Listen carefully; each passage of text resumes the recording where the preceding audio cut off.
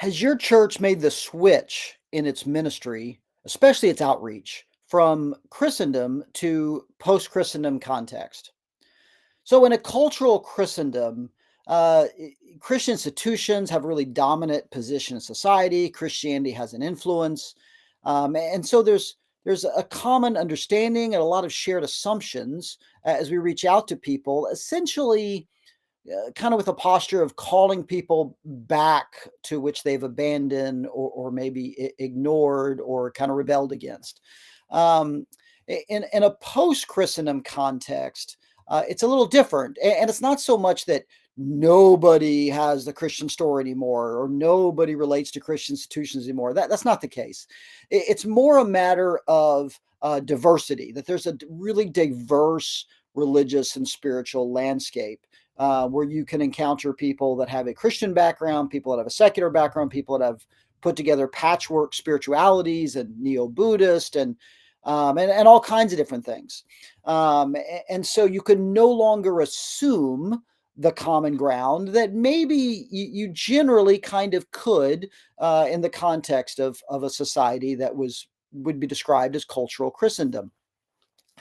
Now, it's also really important to note that when we talk about a cultural Christendom, we're not talking about a society that was ever completely Christian if the gospel of Jesus, the teaching of Jesus, the example of Jesus is the standard, right? There was way too many unchristian things going on in terms of behaviors and attitudes during historic Christendom.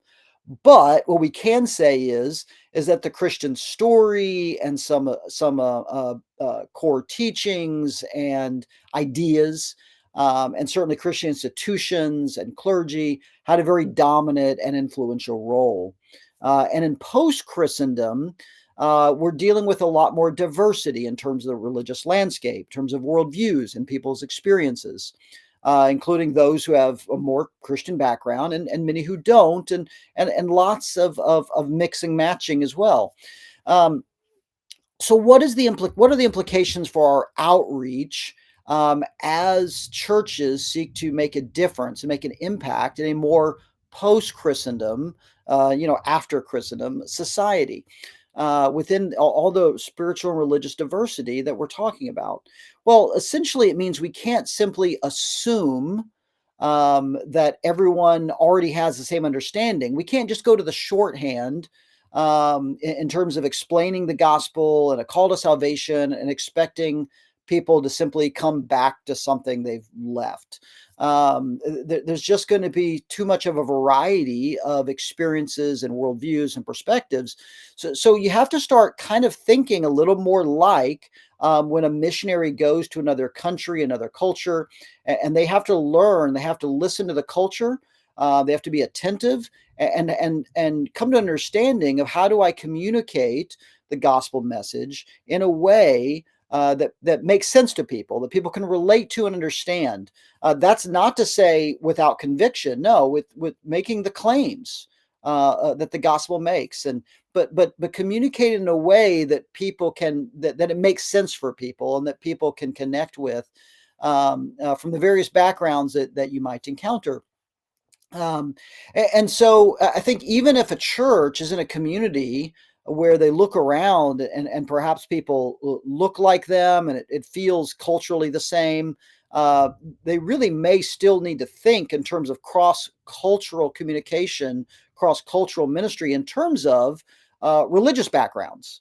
And the variety of worldviews and personal experiences that may be represented in that community. Post Christendom isn't so much a switch from everything Christian to everything not Christian. That's not really what it is. It's more of a religious landscape that was dominated by Christian institutions and to a society of variety and diversity that includes the Christian story, but with much more diversity in terms of what we're encountering. And so one of the main implications is we can no longer assume, we can no longer make the same assumptions that you maybe once made in a context of Christendom.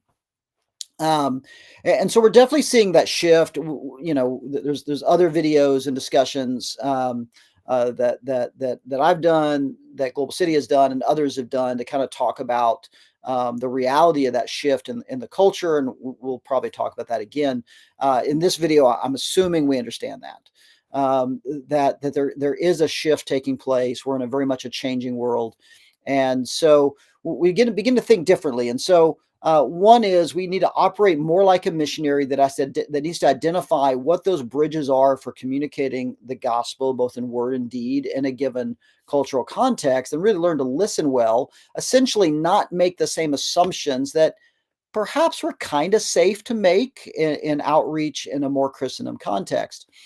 Um, Another aspect is in a post-Christendom, there may be some reaction to some of the ways that cultural Christendom actually fell short of the gospel, and so therefore we have to work through, at least with some people, not everybody perhaps, but with some in our community, we have to work through a general mistrust of religious institutions.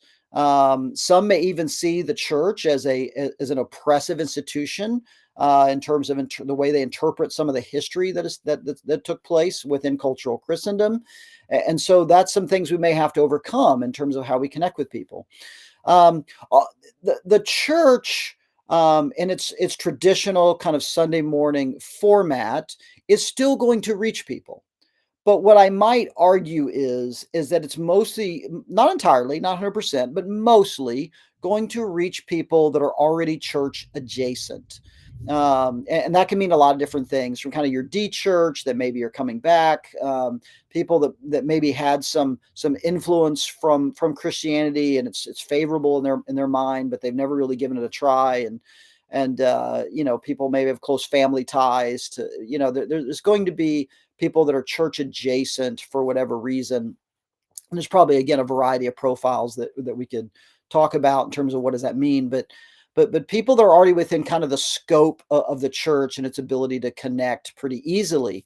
But there's a growing population, and I would definitely argue the majority of the population in North America at this point, that are really beyond that scope, that are really not church adjacent. And I think we have to think of the church a little bit differently. I mean, there can still be the Sunday morning of worship service and a lot of the traditional trappings.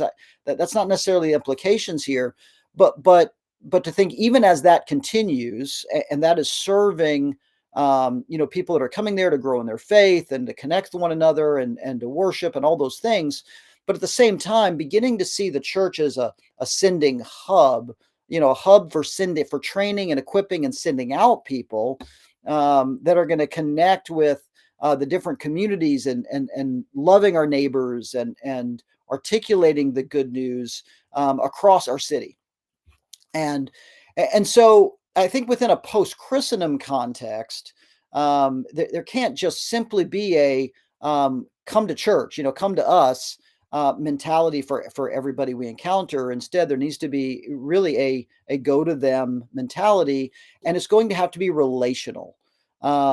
It's going to need to be respectful of other people and understanding the different stories we're encountering and people's, just people's own backgrounds and lives and what their experience has been.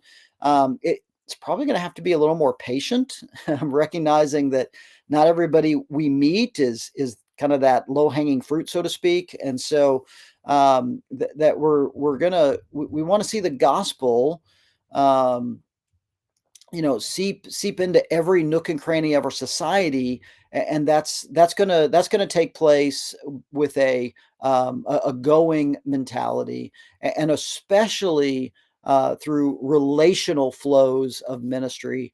And the programs our churches do and the services that we organize are going to continue to have an impact in the city. They're going to continue to make a difference in people's lives, and that's a good thing. um, but if we're really going to make an impact, both deep and wide, in a post Christendom culture, it's going to be relational. It's going to involve sending beyond our campus. It's often going to call for a certain amount of patience, and we're going to have to think a little more cross culturally, including people that we think may be from the same culture as us, but again, religiously have very different experiences. And so that is a form of cross cultural ministry. And so we're going to have to think very different. Our ministry at Global City wants to help with that. And so one thing we are doing is we're helping equip churches. We do training, live training, helping churches rethink how they connect with people through conversational, relational means without making people run. And then we've also taken a lot of that training and put it into book form with the book that's recently come out, Jumpstart Healthy Evangelism. So with both of those opportunities, those resources, you see the QR codes and the URL addresses there on the screen, and so you can grab those. We'll also put those in the description. And so we want to help churches make the switch from outreach in a Christendom mentality, a context that has been fading away for decades and is still in that process. And instead, really learn what it looks like to be the church and be on mission in a more post Christendom society. And so we want to be on mission with God and gossip the good news and to make a difference in a world that really is changing around us.